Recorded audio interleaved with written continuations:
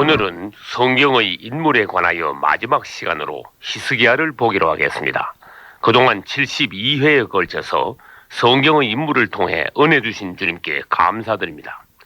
읽을 말씀은 열왕기하 20장 2, 3절입니다. 히스기야가 낯을 벽으로 향하고 여호와께 기도하여 가로되 여호와여 구하오니 내가 진실과 전심으로 주 앞에서 행하며 주의 보시기에 선하게 행한 것을 기억하옵소서 하고 심히 통곡하더라. 아멘.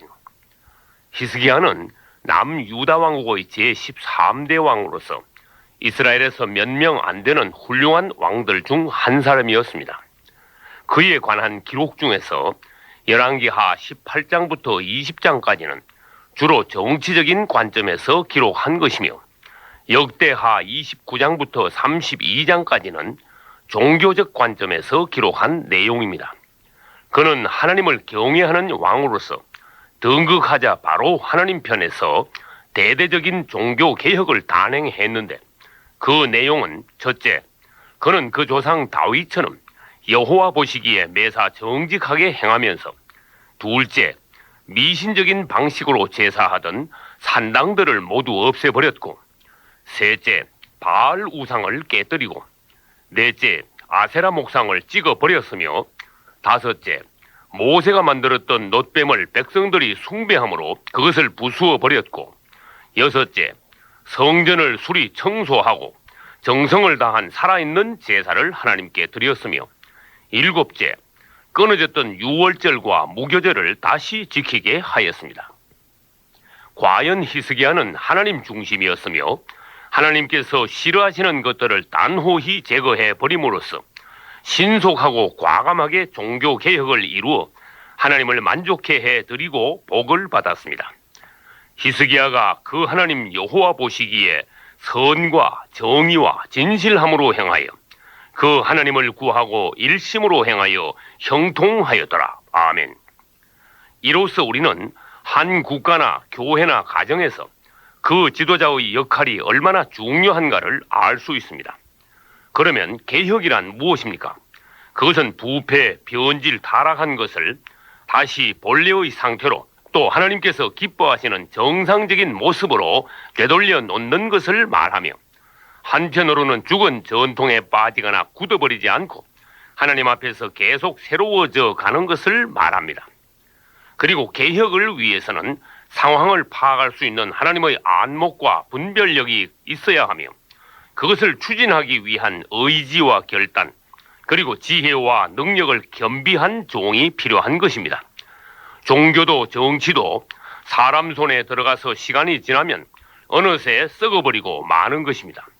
그 중에서 우리는 기독교 역사가 이미 2000년이 되었으므로 많은 부분이 변질되고 타락하여 지금은 기독교의 개혁이 시급한 때임을 인식해야 합니다.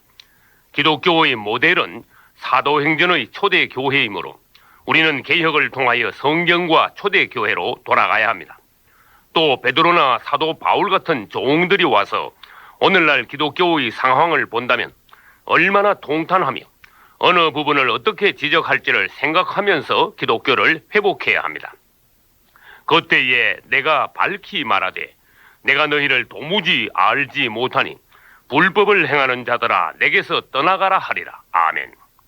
지금 기독교 안에는 착각 중에 신앙생활하는 사람들이 너무나 많습니다.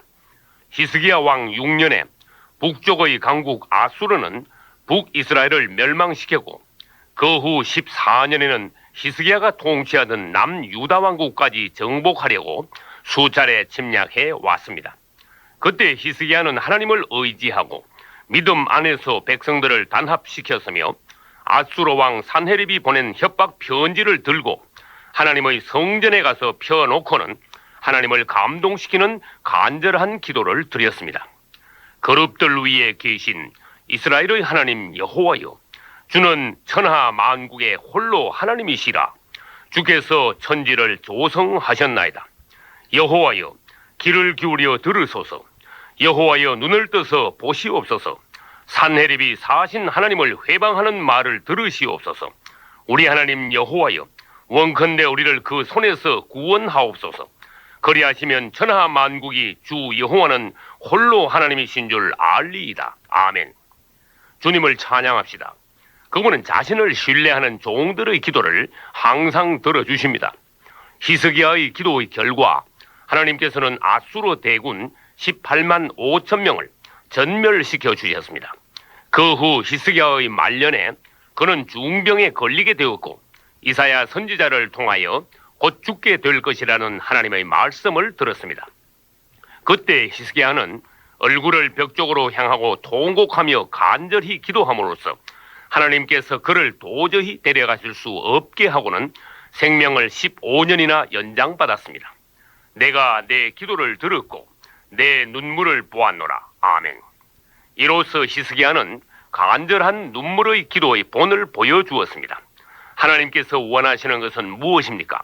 그것은 하나님의 뜻을 따라서 히스기야나 다니엘처럼 그리고 한나나 느헤미야나 엘리야처럼 기도함으로써 하나님께서 일하실 수 있게 하라는 것입니다.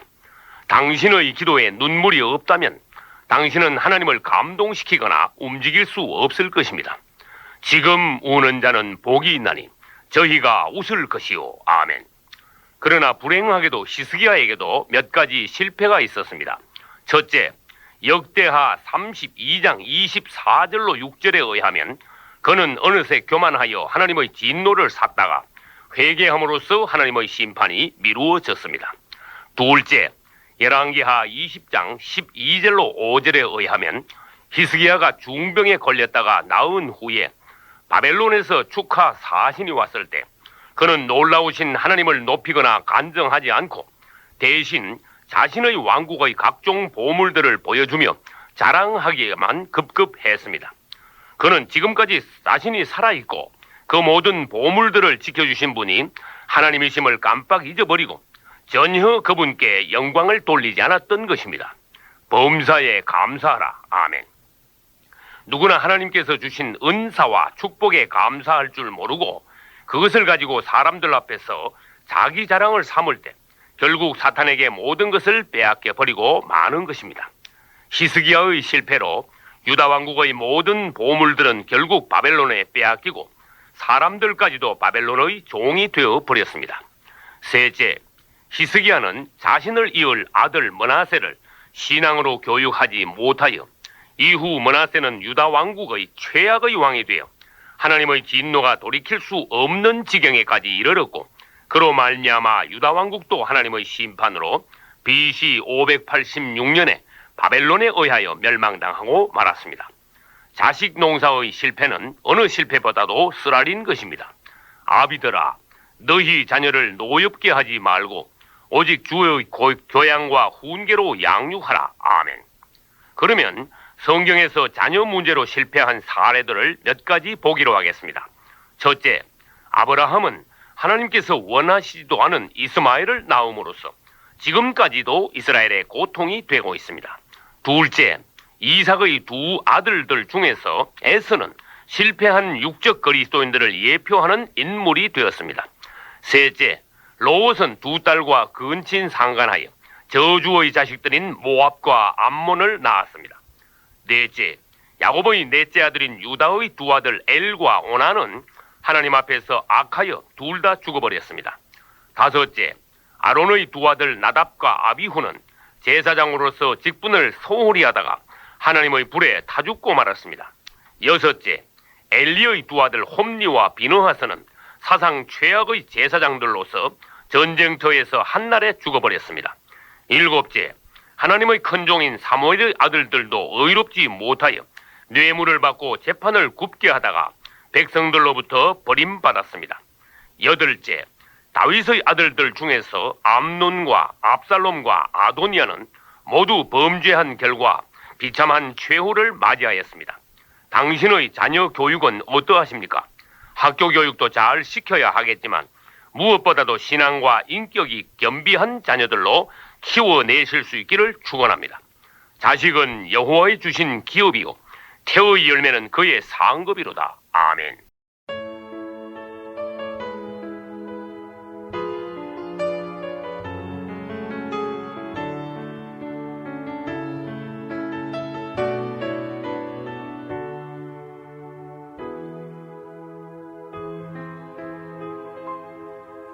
주님 나를 정결케 하소서.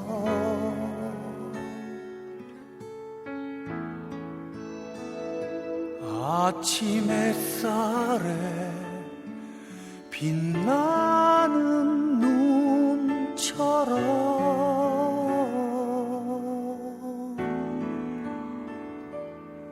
주님 나를 깨끗게 하소서.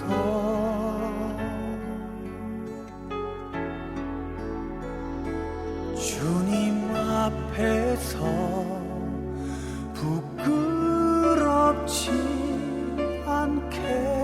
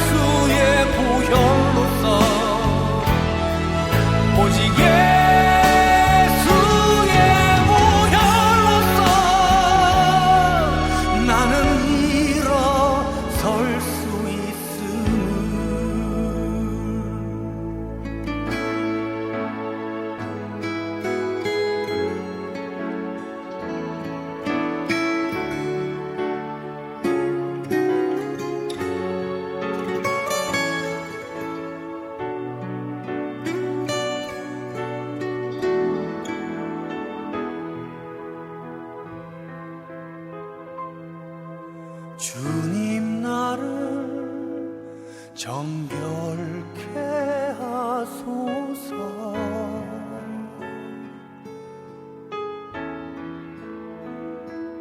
아침 햇살에 빛나는 눈처럼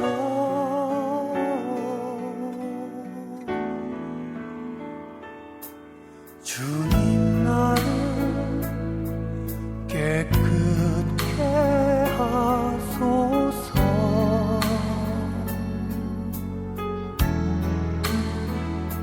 주님 앞에서 부끄럽지 않게